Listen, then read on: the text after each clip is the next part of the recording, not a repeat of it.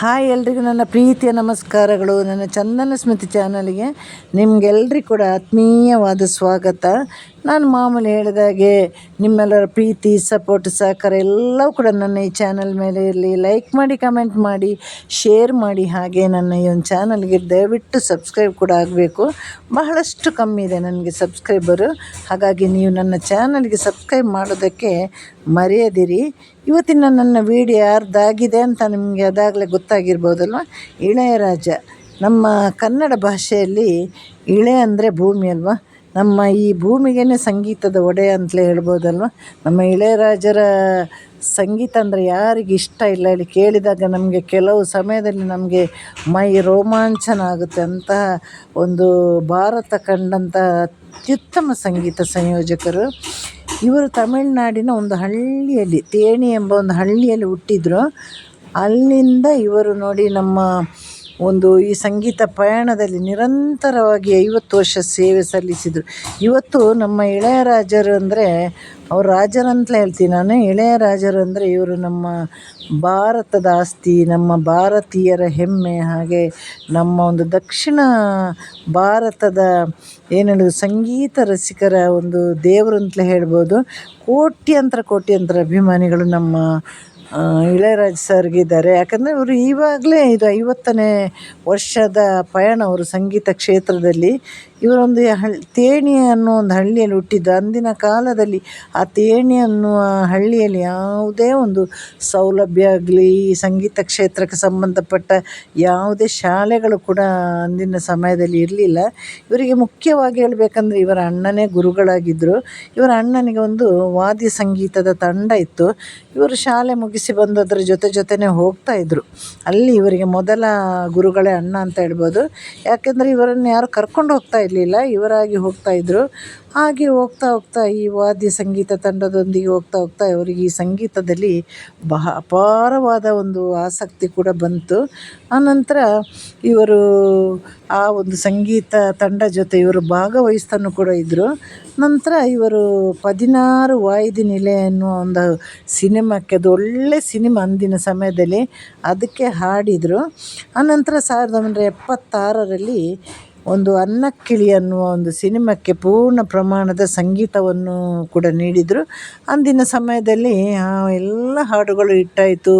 ನಮ್ಮ ಇಳೆಯರಾಜರ ಒಂದೇ ಒಂದು ಸಿನಿಮಾದ ಮೂಲಕ ಅವರು ಒಂದು ದೊಡ್ಡ ಖ್ಯಾತಿಯನ್ನೇ ಪಡೆದರು. ಅಂದರೆ ಸಂಗೀತ ಪ್ರೇಮಿಗಳು ಇವತ್ತು ನಿನ್ನೆ ಹುಟ್ಟಿರೋದಲ್ವ. ಅನಾದಿ ಕಾಲದಿಂದ ಈ ಸಂಗೀತ ಪ್ರೇಮಿಗಳು, ಸಂಗೀತ ಯಾವಾಗ ಹುಟ್ಟಿದೆ ಅವತ್ತಿಂದ ಸಂಗೀತ ಪ್ರೇಮಿಗಳು ಹುಟ್ಟಿದ್ದಾರೆ, ಅವತ್ತು ಸಂಗೀತ ಹಾಡುವವರು ಕೂಡ ಹುಟ್ಟಿದ್ದಾರೆ. ಎಲ್ಲ ಜೊತೆಯಾಗಿ ಬಂದಿದೆ.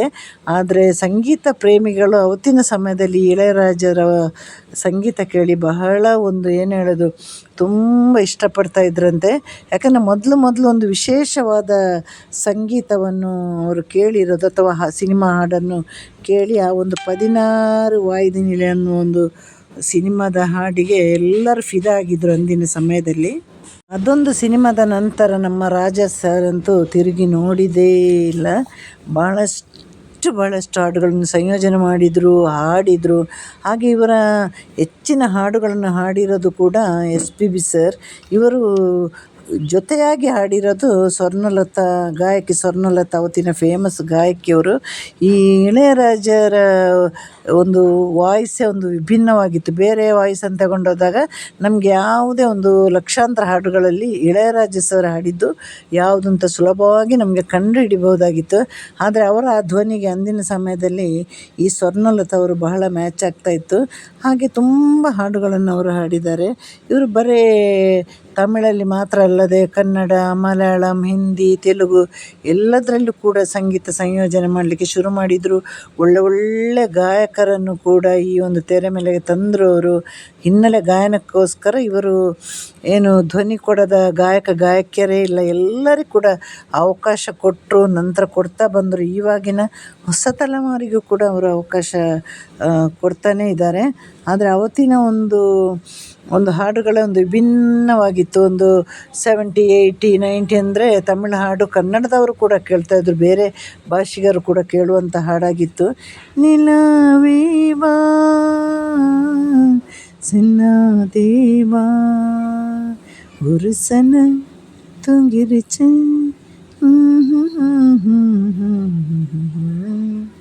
ಗುರುವಾಯೂರಪ್ಪ ಗುರುವಾಯೂರಪ್ಪ ಸಿಂಗಳಿತ ಚಿನ್ನ ಕೊಯ್ಲೆ ಹೆಣ್ಣು ಕುರಿ ಮಂದಿರ ಇದೆಲ್ಲ ಪುಣ್ಯಗೈ ಮೊನ್ನನ ಹಾಡು.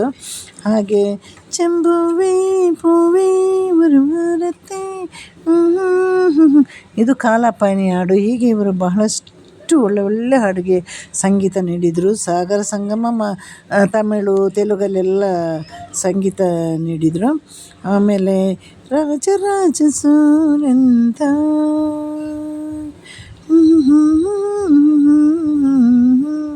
புத்த புது காலம் மலையோரம் வீசும் ಕಾಟೆ ನಾನಂತೂ ತುಂಬಾ ನಮ್ಮ ಇಳಯರಾಜ ಸರ್ ಅವರ ಹಾಡು ಹಾಡಿದ್ದಾರೆ. ಅದರಲ್ಲಿ ಕೋಕಿಲ ಮೋಹನ್ ಅವರು ಅಭಿನಯಿಸಿದ ಹಾಡು, SPB ಅವರು ಹಾಡಿದ್ದು, ನಮ್ಮ ರಾಜ ಅವರ ಸಂಗೀತ ಸಂಯೋಜನೆ. ಅಪ್ಪ ಅದಕ್ಕೆಲ್ಲ ಮಾತುಗಳೇ ಇಲ್ಲ. ಆಮೇಲೆ ಕಣ್ಣೈ ಕಲೆಮಾನೆ ಸುರಮೈಯಕಿಯಾಮೆ ಹೀಗೆ ಹೇಳೋದಕ್ಕೆ ಅಂದರೆ ನಮಗೆ ಪದಗಳೇ ಇಲ್ಲ, ಅದನ್ನು ವರ್ಣಿಸಲಿಕ್ಕೆ ನಮಗೆ ಪದಗಳು ಸಾಕಾಗಲ್ಲ. ಹಾಗೆ ಮಲಯಾಳದಲ್ಲಿ ಕೂಡ ಕೊಟ್ಟಿದ್ದಾರೆ, ಒಳ್ಳೊಳ್ಳೆ ಹಾಡುಗಳನ್ನು ಕೊಟ್ಟಿದ್ದಾರೆ. ಪುನರುಮಿ ಗಾನಂ ತುಂಬಿವ ತುಂಬ ಕೊಡುತ್ತೀನಿ ಅಲಿಯ ಪೂವೇ ಮಣೆ ಕೊಟ್ಟಿ ಕುರುಂಬ ನಂಬಳಿ ಪೂವಾಣು ತೆಲುಗಲ್ಲಿ ಮೌನ ಮೇಲನಾಯಿ ಮರಪುರನಾಯಿ ಸಾಗರ ಸಂಗಮ ಇನ್ನಷ್ಟು ಒಳ್ಳೆಯ ಹಾಡುಗಳನ್ನು ತೆಲುಗಲ್ಲಿ ಕೂಡ ಕೊಟ್ಟಿದ್ದಾರೆ ಅವರು. ಹಾಗೆ ಕನ್ನಡದಲ್ಲಿ ಮತ್ತು ನಮಗೆಲ್ರಿಗೂ ಗೊತ್ತೇ ಇದಲ್ವ, ಏನು ಹೇಳೋದು. ಆಮೇಲೆ ತಮಿಳಲ್ಲಿ ಈ ಹಾಡು ಬಹಳ ಇಷ್ಟ ನನಗೆ, ನಮ್ಮ ರಾಜ ಸರ್ದು. ಎನ್ನ ಸೊಲ್ಲಿ ಪಾಡುವುದು ಎನ್ನ ಸೇಡುವುದು. ಕನ್ನಡದಲ್ಲಿ ಗೊತ್ತಲ್ವ, ಆಕಾಶದಿಂದ ಜಾರಿ ಭೂಮಿಗೆ ಬಂದ ಹೇಳಿ ಕೋಗಿಲೆ ಇಂಪಾದೆನೋ ಹೇ ಕವಿತೆ ನಾನು ರಾಗ ನೀನು ಸಿಹಿಗಾಳಿ ಸಿಹಿಗಾಳಿ ಇದು ನಮ್ಮ ರಾಜ ಸರ್ ಹಾಡಿದ್ದು, ಎಲ್ಲರಿಗೂ ಗೊತ್ತಲ್ವ. ಹಾಗೆ ಜೊತೆಯಲ್ಲಿ ಜೊತೆಯಲ್ಲಿ ಏನೇ ಕೇಳು ಕೊಡುವೆ ನಿನಗೆ ನಾನೀಗ ನಗುವ ನಯನ ಮಧುರ ನನ್ನ ಜೀವನೇನು ನೀನು ಸ್ವೀಟಿ ನನ್ನ ಜೋಡಿ. ಹೀಗೆ ನಾವೆಲ್ಲ ಹಾಡಲಿಕ್ಕೆ ಹೋದರೆ ನಿಜವಾಗ್ಲೂ ತಮಿಳವರು ಕೇಳಿದರೆ ನಮಗೆ ಮನೆಯಿಂದ ಓಡಿಸ್ತಾರೆ, ಅಷ್ಟು ಚೆನ್ನಾಗಿರೋ ಹಾಡು ಕೊಟ್ಟಿದ್ದಾರೆ ಅವರು. ನಂತರ ಚಿಕ್ಕಮಗಳೂರು ಚಿಕ್ಕ ಮಲ್ಲಿಗೆ ಸಕ್ಕರೆಯ ಮತ್ತು ಕೇಳು ಮೆಲ್ಲಗೆ, ಇದನ್ನು ನಮ್ಮ ಇಳೆಯ ಸರನ್ನೇ ಹಾಡಿರಬೇಕು. ಹಾಗೆ ಯಾರಿಗಾದರೂ ನಾನು ಹಾಡಿದಲ್ಲಿ ಬೇಸರ ಆದರೆ ಕ್ಷಮಿಸಿ, ಆಸೆಯಿಂದ ಹಾಡಿದ್ದು. ಯಾಕಂದರೆ ಇಳೆಯರಾಜರ ಸಂಗೀತ ಅಂದರೆ ಅದೊಂದು ದೊಡ್ಡ ಬ್ರಹ್ಮಾಂಡ. ಅದನ್ನು ಹಾಡಬೇಕಾದವರು ಕೂಡ SPB ಮತ್ತು ನಮ್ಮ ಹರಿಹರನ್ ಸರ್, ಜೇಸ್ದಾಸ್ ಸರ್, ರಾಜೇಶ್ ಕೃಷ್ಣನವರು ಕೂಡ ಹಾಡಿದ್ದಾರೆ. ಒಳ್ಳೊಳ್ಳೆ ಗಾಯಕರು, ಚಿತ್ರಕ್ಕ, ಜಾನಕಿ, ಸುಶೀಲಮ್ಮ, ವಾಣಿಜ್ಯರಮ್ಮ. ಅದಕ್ಕೆ ನಾವು ಹೇಳಿದರೆ ಹೆಸರು ಕೂಡ ನಮಗೆ ಹೇಳ್ತಾ ಹೋದರೆ ಒಂದಷ್ಟು ಹೊತ್ತು ಅದಕ್ಕೆ ಬೇಕಾಗುತ್ತೆ. ಒಳ್ಳೆ ಗಾಯಕಿಯರಿಂದ ಅವರು ಹಾಡಿಸ್ತಾರೆ. ಹೀಗೆ ತಮಿಳು, ಕನ್ನಡ, ಹಿಂದಿ, ತೆಲುಗು, ಮಲಯಾಳಂ ಎಲ್ಲ ಭಾಷೆಯಲ್ಲಿ ಕೂಡ ಅವರು ಒಂದು ಪ್ರಸಿದ್ಧಿಯನ್ನು ಪಡೆದರು. ಹಾಗೆ ಕೊಟ್ಟ ಹಾಡುಗಳೆಲ್ಲ ಬಹಳ ಒಂದು ಅದ್ಭುತ ಹಾಡುಗಳಾಗಿತ್ತು. ಯಾವಾಗ ಕೇಳಿದರೂ ನಮಗೆ ಒಂದು ರೀತಿಯ ಬೋರ್ ಅನಿಸಲ್ಲ, ಎಷ್ಟೇ ಸಲ ಕೇಳಿದರೂ ಕೂಡ ನಮಗೆ ಬೋರ್ ಅನಿಸಲ್ಲ. ಹಾಗೆ ಇವರ ಸ್ವರ್ಣಲತಾ ಅವರ ಹಾಡು ಕೂಡ, ನಮ್ಮ ಇಳೆಯರಾಜ ಸರ್ ಮತ್ತು ಸ್ವರ್ಣಲತಾ ಅವರ ಒಂದು ಕಾಂಬಿನೇಷನಲ್ಲಿ ಬಂದ ಹಾಡುಗಳು ಕೂಡ ಆವತ್ತಿನ ಒಂದು ಕಾಲಕ್ಕೆ ಅದು ಅಂದಿನ ಜನಗಳಿಗೆ ಅದು ಬಹಳಷ್ಟು ಇಷ್ಟ ಆಗ್ತಾಯಿತ್ತು. ಅಂದಿನ ಸಮಯದಲ್ಲಿ ನಮಗೆ ಈ CDಗಳು, ಪೆನ್ ಡ್ರೈವ್ ಯಾವುದೂ ಇರಲಿಲ್ಲ ಅಲ್ವ. ಈ ಥರ ಯೂಟ್ಯೂಬ್ ಇರಲಿಲ್ಲ, ರೇಡಿಯೋ TV ಬಹಳಷ್ಟು ಮಾಧ್ಯಮಗಳು ಇರಲಿಲ್ಲ, ಸಂಗೀತ ಚಾನಲ್ ಇರಲಿಲ್ಲ. ಎಲ್ಲ ಕ್ಯಾಸೆಟ್ ಮೂಲಕ ಪಡಿಬೇಕಾಗಿತ್ತು. ಅಂದಿನ ಕ್ಯಾಸೆಟಲ್ಲೇ ಲಕ್ಷಾಂತರ ಕೋಟ್ಯಾಂತರ ಹಣ ಮಾಡಿದವರಿದ್ದಾರೆ. ಯಾಕಂದರೆ ನಾನು ಮದುವೆಯಾಗಿ ಬರುವಾಗಲೇ ನಮ್ಮ ಮನೆಯಲ್ಲೇ ಒಂದಷ್ಟು ಹಳೆಯ ಕ್ಯಾಸೆಟ್ ಇತ್ತು. ನಾನು ಬರುವಾಗಲೇ CD ಶುರುವಾಗಿದೆ, ಆದರೆ ಒಂದಷ್ಟು ಕ್ಯಾಸೆಟ್ಗಳು ಕೂಡ ನಮ್ಮ ಮನೆಯಲ್ಲಿತ್ತು. ನಾನು ತುಂಬ ಎಲ್ಲ ಭಾಷೆ ಹಾಡುಗಳನ್ನು ಕೂಡ ನಾನು ಕೇಳಿದ್ದೀನಿ. ಆಮೇಲೆ ನಂತರದಲ್ಲೂ ಹಾಗೆ ಅವರು ಇವತ್ತಿನವರೆಗೂ ಕೂಡ ಈಗ ರೆಹಮಾನ್ ಬರಲಿ, ಇನ್ನೆಷ್ಟು ಸಂಗೀತ ಸಂಯೋಜಕರು ಬಂದ್ರೂ ನಮ್ಮ ಇಳೆಯರಾಜರ ಒಂದು ಸಂಗೀತಕ್ಕೆ ಇರುವ ಆ ಒಂದು ವ್ಯಾಲ್ಯೂ, ಆ ಒಂದು ಗೌರವನೇ ಬೇರೆ. ಅದಾದ ಸಂಗೀತ ಸಂಯೋಜಕರಿಗೆ ಹೇಗೆ ಒಂದು ರೀತಿ ಸ್ಪೆಷಲ್ ಇರುತ್ತೆ, ಅದಕ್ಕಿಂತ ಇನ್ನೂ ಸ್ವಲ್ಪ ಜಾಸ್ತಿ ಸ್ಪೆಷಲ್ ಅಂತ ಕೂಡ ನಾವು ಹೇಳ್ಬೋದು. ಇವರಿಗೆ ಒಂದು ಇನ್ಸ್ಟ್ರುಮೆಂಟ್ ತಗೊಂಡಾಗ ಇವರು 1-2 ಸಾಕಾಗೋದಿಲ್ಲ. ಇವರು ಯಾವುದೇ ಒಂದು ವೇದಿಕೆ ಕಾರ್ಯಕ್ರಮ ನೋಡಿ ನೀವು, ಇವರಿಗೆ ಒಂದಷ್ಟು ಇನ್ಸ್ಟ್ರುಮೆಂಟ್ ನುಡಿಸುವಂತಹ ಒಂದಷ್ಟು ಜನರಿರ್ತಾರೆ. ಹಾಗೆ ಒಂದಷ್ಟು ಅದರಲ್ಲಿ ಏನು ಹೇಳೋದು, ಇನ್ಸ್ಟ್ರುಮೆಂಟ್ಗಳು ಕೂಡ ಇವರು ಉಪಯೋಗ ಮಾಡ್ತಾರೆ. ಎಲೆಕ್ಟ್ರಿಕ್ ಗಿಟಾರ್, ಕೀಬೋರ್ಡ್, ಡ್ರಮ್ ಯಂತ್ರ, ಆಮೇಲೆ ರಿದಮ್ ಬಾಕ್ಸ್ಗಳು, ಮತ್ತು MDI ಅಂತಂದು ಬರುತ್ತೆ, ಅದು ವೀಣೆ, ವೇಣು, ನಾದಸ್ವರಂ, ಡೋಲಕ್, ಮೃದಂಗಂ, ತಬಲ, ಸ್ಯಾಕ್ಸೋಫೋನ್, ಕೊಳಲು, ಇಂಥ ಪಾಶ್ಚಿಮಾತ್ಯ ಪ್ರಮುಖ ವಾದ್ಯಗಳನ್ನೆಲ್ಲ ಇವರು ಬಳಸ್ತಾಯಿದ್ರು. ಅದನ್ನೆಲ್ಲ ಒಳಗೊಂಡಿರುವ ಆರ್ಕೆಸ್ಟ್ರಾದೊಳಗೆ ಇವರು ಕೆಲಸ ಮಾಡ್ತಾಯಿದ್ರು. ಆಮೇಲೆ ಎಲೆಕ್ಟ್ರಾನಿಕ್ ಸಂಗೀತ ತಂತ್ರಜ್ಞಾನವನ್ನು ಕೂಡ ಇವರು ಬಳಸ್ತಾಯಿದ್ರು. ಎಲೆಕ್ಟ್ರಾನಿಕ್ ಸಂಗೀತ ತಂತ್ರಜ್ಞಾನ, ಸ್ವಲ್ಪ ಮಾತಾಡುವಾಗ ತಪ್ಪಾದರೆ ಕ್ಷಮೆ ಇರಲಿ. ವಿಶೇಷವೇನೆಂದರೆ ಇವರು ಫೀಲ್ ಹಾರ್ಮೋನಿಕ್ ಆರ್ಕೆಸ್ಟ್ರಾದಲ್ಲಿ ಸ್ವರಮೇಳ ಸಂಯೋಜಿಸಿದ ಮೊದಲ ಭಾರತೀಯ ಸಂಗೀತಗಾರ. ನಮಗೆ ಎಷ್ಟು ಹೆಮ್ಮೆ ಅಲ್ವಾ, ಇಂತಹ ಸಾಧಕರ ಇರುವಾಗಲೇ ಅಂಥದ್ದೇ ದೇಶದಲ್ಲಿ ನಾವು ಕೂಡ ಹುಟ್ಟಿದ್ದೀವಿ ಅಂದರೆ ನಮಗೆ ಖಂಡಿತ ಬಹಳ ಹೆಮ್ಮೆ. ಯಾಕಂದರೆ ಇವರು ಒಂದು ಫೀಲ್ ಹಾರ್ಮೋನಿಕ್ ಆರ್ಕೆಸ್ಟ್ರಾದ ಸ್ವರಮೇಳ ಸಂಯೋಜಕದ ಮೊದಲ ಭಾರತೀಯ ಸಂಗೀತಗಾರ. ಹಾಗಾಗಿ ಇದೆಲ್ಲ ನಮ್ಮ ದೇಶದ ಹೆಮ್ಮೆ, ಸಾಧನೆ. ಹಾಗೆ ಸುಲಭವಾಗಿ ಯಾರಿಗೂ ಬರೋದಿಲ್ಲ, ಅದಕ್ಕೆ ಬಹಳಷ್ಟು ಸ್ಟ್ರಗಲ್ ಕೂಡ ಇರುತ್ತೆ. ಕೂತಲ್ಲಿ ಸಾಧಕರಾಗಬೇಕಂದ್ರೆ ಯಾರೂ ಆಗಲ್ಲ, ನಿಂತಲ್ಲಿ ಆಗಬೇಕು ಅಂತ ಆಗಲ್ಲ. ಇದು ನಿರಂತರ ಒಂದು ಇವರ ಪಯಣ. ಇವರಲ್ಲಿರುವ ಒಂದು ಅಗಾಧ ಪ್ರತಿಭೆ ಮತ್ತು ದೇಶೀಯ ಮತ್ತು ಪಾಶ್ಚಿಮಾತ್ಯ ಸಂಗೀತದ ಮಿಶ್ರಣ ಮಾಡಿ ಭಾರತ ಚಿತ್ರರಂಗಕ್ಕೆ ನೀಡಿದ ಕೊಡುಗೆಗಳಿಗಾಗಿ ಎಲ್ಲರೂ ಇವರನ್ನು ಇಳೆಯರಾಜ ಅಥವಾ ರಾಜ ಕರೆಯೋ ಬದಲು ಇಸೈ ಜ್ಞಾನಿ ಅಂತ ಕರೀತಾಯಿದ್ರು ಅಂತ ಒಂದು. ಯಾಕಂದರೆ ಇವರಿಗೆ ಒಂದು ಸಂಗೀತದಲ್ಲಿ ಒಂದಷ್ಟು ಅಭ್ಯಾಸಗಳು ಇರಲಿಲ್ಲ, ಶಾಲಾ ವಿದ್ಯಾಭ್ಯಾಸನೂ ಅಷ್ಟು ಇರಲಿಲ್ಲ. ಈ ಸಂಗೀತದಲ್ಲಿ ಇವರಿಗೆ ತಾನಾಗಿ ಹುಟ್ಟಿರುವಂಥ ಒಂದು ಜ್ಞಾನ ಆಗಿರೋದ್ರಿಂದ ಇವರನ್ನು ಹೆಚ್ಚಾಗಿ ಕರೀತಾ ಇದ್ದಿದ್ದೇ ಇಸೈ ಜ್ಞಾನಿ ಅಂತ. ಹಾಗೆ ಎಲ್ಲರ ಜೊತೆ ಒಳ್ಳೆಯ ಒಡನಾಟ ಕೂಡ ಇತ್ತು ಇವರಿಗೆ. ಇವರನ್ನು ಮಾತ್ರ ಗುರುಗಳು ಅಂತ ಅಲ್ಲದೆ ಇವರಿಗೂ ಕೂಡ ಬಹಳಷ್ಟು ಜನ ಒಂದು ಮಾರ್ಗದರ್ಶಕರು ಕೂಡ ಇದ್ದರು.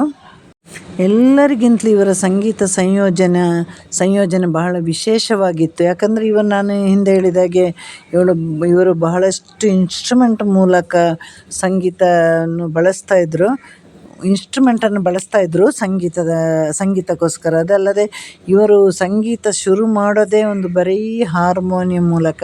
ಆವತ್ತಿನಿಂದ ಅವರು ಸಂಗೀತ ಶುರು ಮಾಡಿದಾಗಿಂದ ಇವತ್ತಿನವರೆಗೆ ಇವರು ಮೊದಲ ಸಂಗೀತ ಒಂದು ರಾಗ ಸಂಯೋಜನೆ ಮಾಡೋದೇ ಹಾರ್ಮೋನಿಯಂ ಮೂಲಕ. ಇವರು ಬರೀ ಸಂಗೀತ ಸಂಯೋಜಕ ಅಲ್ಲದೆ ಗಾಯಕ, ಬಹುವಾದ್ಯಕಾರ, ಗೀತ ರಚನೆಕಾರ, ಎಲ್ಲದರಲ್ಲೂ ಪ್ರಸಿದ್ಧಿ. ತಮಿಳು ಭಾಷೆಯಲ್ಲಿ ಹಾಗೂ ಭಾರತೀಯ ಸಿನಿಮಾದಲ್ಲಿ ತಮ್ಮ ಕೃತಿಗಳಿಗೂ ಕೂಡ ಇವರು ಹೆಸರುವಾಸಿಯಾಗಿದ್ದರು. ಒಂದು 50 ವರ್ಷಗಳ ಸೇವೆ ಅಂದರೆ ಅದು ಸಾಮಾನ್ಯವಲ್ಲ. 9,000ಕ್ಕೂ ಹೆಚ್ಚಿನ ಹಾಡುಗಳಿಗೆ ಸಂಯೋಜನೆ ಮಾಡಿದ್ದಾರೆ. ಅದಲ್ಲದೆ 25,000ಕ್ಕೂ ಹೆಚ್ಚು ಸಂಗೀತ ಕಚೇರಿಗಳು ಮತ್ತು ವೇದಿಕೆ, ಆರ್ಕೆಸ್ಟ್ರಾ ಪ್ರದರ್ಶನಗಳನ್ನು ಕೂಡ ನೀಡಿದ್ದಾರೆ. 25,000 ನೋಡಿ. ಅವರಿಗೆ 83 ವಯಸ್ಸು. ಮಧ್ಯದಲ್ಲಿ ಅವರು ತುಂಬ ವೈಯಕ್ತಿಕವಾಗಿ ಬೇಸರದಲ್ಲಿ ಇದ್ದರು. ಅದನ್ನು ಕೂಡ ನಾನು ಕೊನೆಯಲ್ಲಿ ಹೇಳ್ತೇನೆ. ಯಾಕಂದರೆ ಇಂಥ ಒಂದು ಖ್ಯಾತ ಮನುಷ್ಯನಿಗೆ ನಮ್ಮ ಜನಗಳು ಕೊಟ್ಟ ಬಿರುದಾಗಿತ್ತು ಇಸೈ ಜ್ಞಾನಿ ಅಂತ. ಆಮೇಲೆ ಲಂಡನ್ ಫಿಲಾರ್ಮೋನಿಕ್ ಆರ್ಕೆಸ್ಟ್ರಾದಿಂದ ಮೇಸ್ಟ್ರೋ ಅನ್ನೋ ಒಂದು ಬಿರುದು ಕೂಡ ಇವರಿಗೆ ಲಭಿಸಿದೆ. ಇವರಿಗೆ ಸಾಧಾರಣವಾಗಿ ಸಾಕಷ್ಟು ಬಿರುದುಗಳು ಬಂದಿದೆ. ಒಂದು ಅವಾರ್ಡ್ಸ್ ಬಂದಿದ್ದಕ್ಕೆ ಅದು ಲೆಕ್ಕನೇ ಇಲ್ಲ. 2010ರಲ್ಲಿ ಪದ್ಮಭೂಷಣ ಬಂತು, 2018ರಲ್ಲಿ ವಿಭೂಷಣ ಕೂಡ ಬಂತು.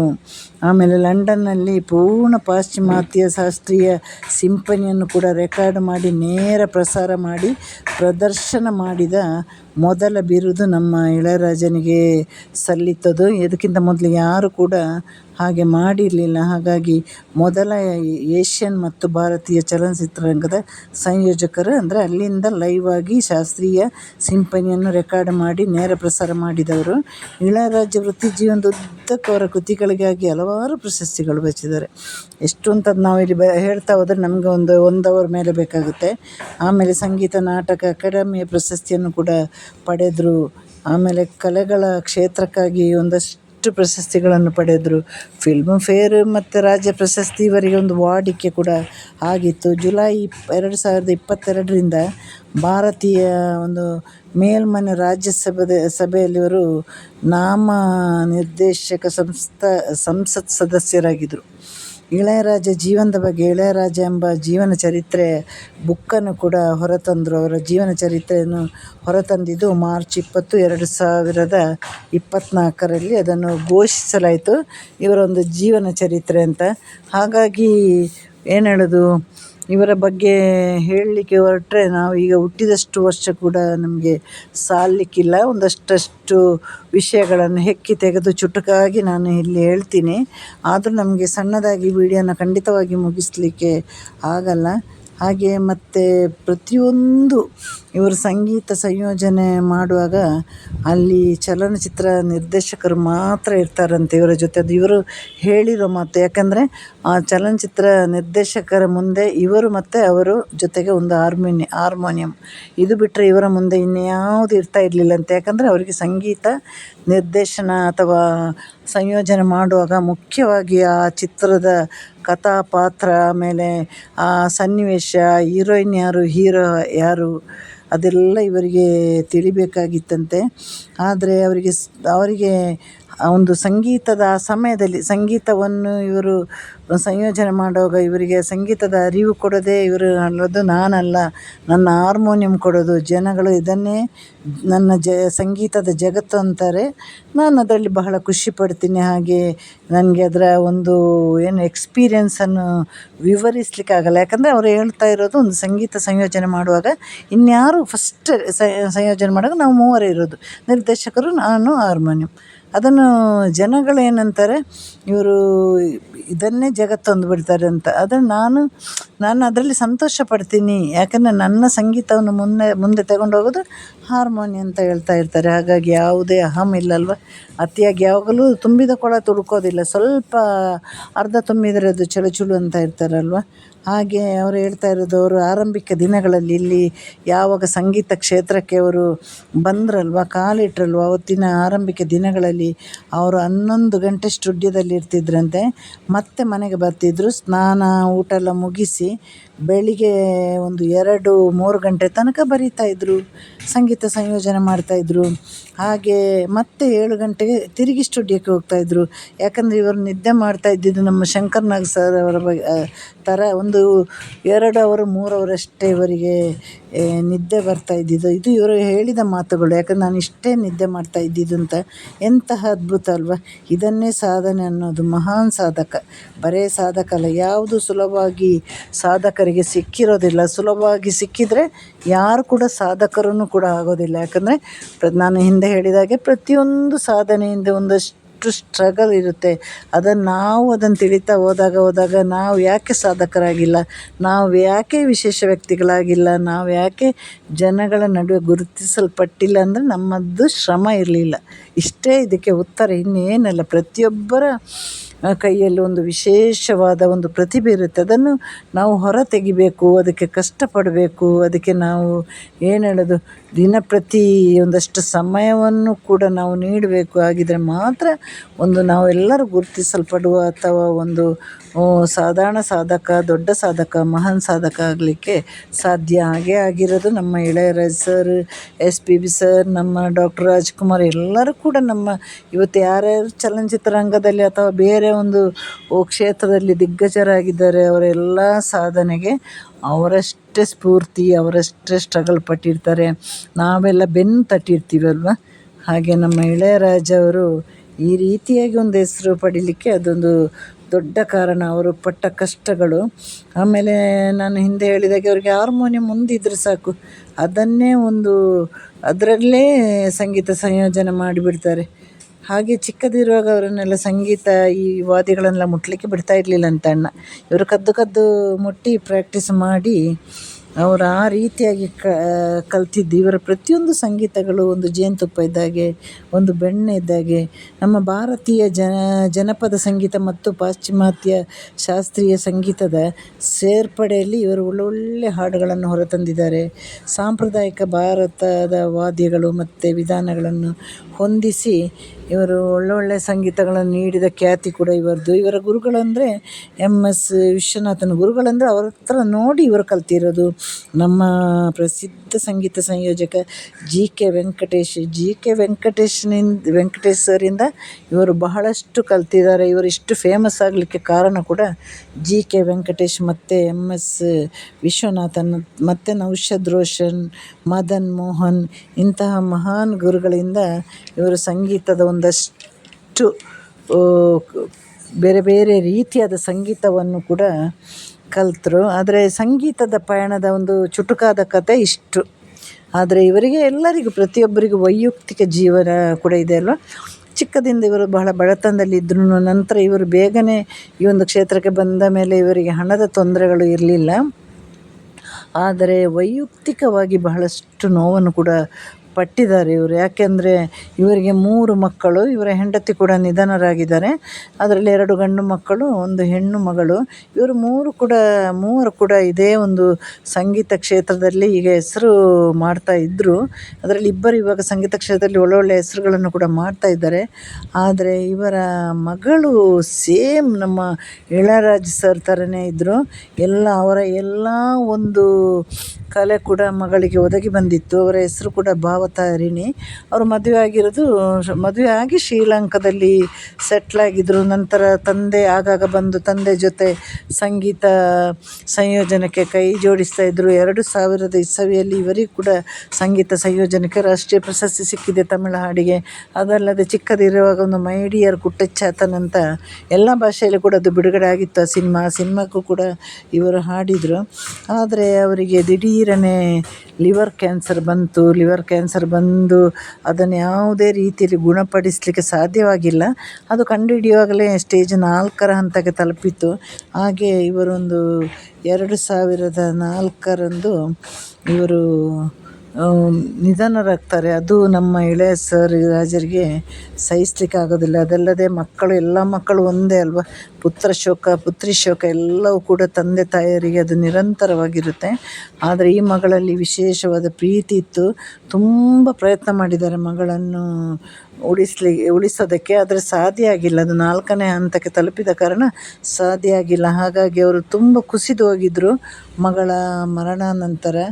ಅದು ಯಾಕೆಂದರೆ ಇವರು ಅವರಿಗೆ ಈಗ 83 ವಯಸ್ಸಲ್ವ. ನನ್ನ ಕಾಲ ನಂತರ ನನ್ನ ಹಾಗೆ ಹೆಸರು ಮಾಡೋ ಒಂದು ಮಗಳಿದ್ದಾರೆ ಅಂತ ಬಹಳ ಸಂತೋಷವಾಗಿದ್ದರು ಅವರು. ಇದನ್ನು ಮುಂದೆ ಈ ಸಂಗೀತ ಒಂದು ಕ್ಷೇತ್ರವನ್ನು ಮತ್ತು ಇವರ ಸ್ಟುಡಿಯೋ ಮತ್ತು ಬಹಳಷ್ಟು ಇನ್ಸ್ಟ್ರೂಮೆಂಟ್ ಎಲ್ಲವೂ ಇದೆ ಅಲ್ಲ, ಇದಕ್ಕೆಲ್ಲ ಒಬ್ಬರು ಇಳೆಯರಾಜ ಥರನೇ ಒಂದು ರಾಣಿ ನನ್ನ ಮಗಳಿದ್ದಾರೆ ಅಂತ ತಿಳ್ಕೊಳ್ಳುವ ಒಂದು ಸಮಯದಲ್ಲೇ ಅವರ ಒಂದು ಮಗಳು ಈ ಥರ ಆದರು.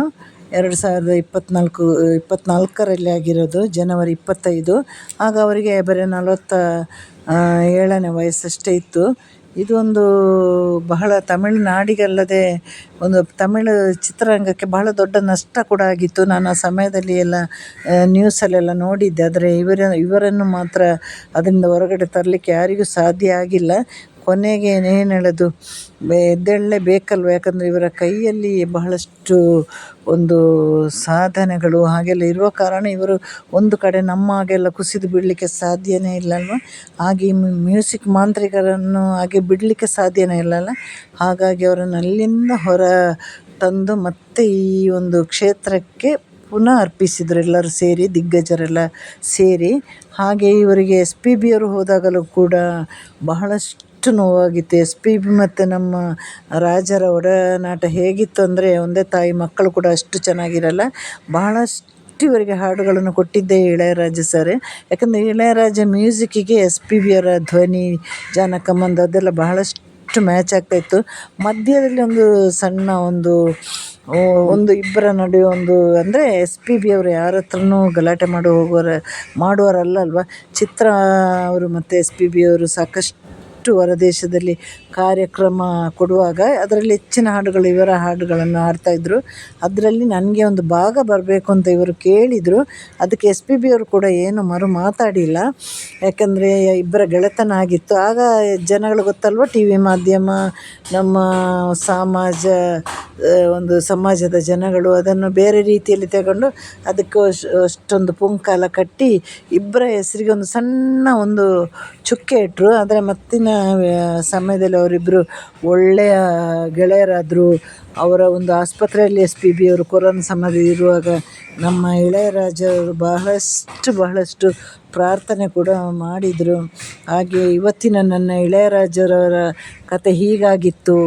ಎಲ್ಲರೂ ಇದನ್ನು ಕೇಳಿ ನನಗೆ ಕಮೆಂಟ್ ಮಾಡಿ, ಲೈಕ್ ಮಾಡಿ, ಶೇರ್ ಮಾಡಿ. ತಪ್ಪಿದರೆ ಖಂಡಿತವಾಗಿ ತಿದ್ದಬೇಕು. ಇಷ್ಟು ದೊಡ್ಡ ವಿಡಿಯೋ ಮಾಡುವಾಗ ನಮ್ಮಂಥ ಸಾಮಾನ್ಯ ಜನಗಳ ಕೈಯಿಂದ ತಪ್ಪು ಬರೋದು ಸಹಜ ಅಲ್ವ. ಅದನ್ನೆಲ್ಲ ಹೊಟ್ಟೆಗೆ ಹಾಕಿ ನೀವು ಕ್ಷಮೆ ಕೊಟ್ಟು ನನ್ನ ಪ್ರತಿಯೊಂದು ವಿಡಿಯೋಗೆ ನೀವು ಪ್ರೋತ್ಸಾಹ ಮಾಡಬೇಕು. ಹಾಗೆ ಈಗ ನಮ್ಮ ಇಳೆಯರಾಜ ಸರ್ ಹೇಗೆ ಆರೋಗ್ಯವಾಗಿದ್ದಾರೆ, ಹಾಗೆ ಮುಂದಿನ ವರ್ಷಗಳಲ್ಲಿ ಒಂದಷ್ಟು ವರ್ಷ ಕೂಡ ಆರೋಗ್ಯವಾಗಿದ್ದು ಒಂದು ಪೂರ್ತಿ ಶತಕವನ್ನು ಅವರು ಒಂದು ಸೆಂಚುರಿಯನ್ನು ಕೂಡ ಆರೋಗ್ಯಕರವಾಗಿ ಮುಗಿಸಲಿ. ದೇವರು ದೀರ್ಘಾಯುಷ್ಯು ಅವರಿಗೆ ಇನ್ನಷ್ಟು ಒಳ್ಳೊಳ್ಳೆ ಹಾಡುಗಳನ್ನು ಕೊಡುವಂಥ ಶಕ್ತಿಯ ಭಗವಂತ ಕೊಡಲಿ. ಹಾಗೆ ಅವರ ಮಗಳ ನೋವಿನಿಂದ ಕೂಡ ಅವರು ಹೊರಬರುವಂತಾಗಲಿ. ಅವರ ಇಬ್ಬರು ಮಕ್ಕಳು ಕೂಡ ಇವರಂತೆ ಇನ್ನೂ ಇಬ್ಬರು ಗಂಡು ಮಕ್ಕಳಿದ್ದಾರೆ, ಇವರಂತೆ ಹೆಸರು ಗಳಿಸಲಿ. ಇದೆಲ್ಲ ಆಗಿತ್ತು ನಮ್ಮ ಇವತ್ತಿನ ವಿಷಯ. ಹಾಗೆ ಎಲ್ಲರಿಗೂ ಟಾಟಾ, ಬಾಯ್ ಬಾಯ್, ಸಿ ಯು, ಟೇಕ್ ಕೇರ್.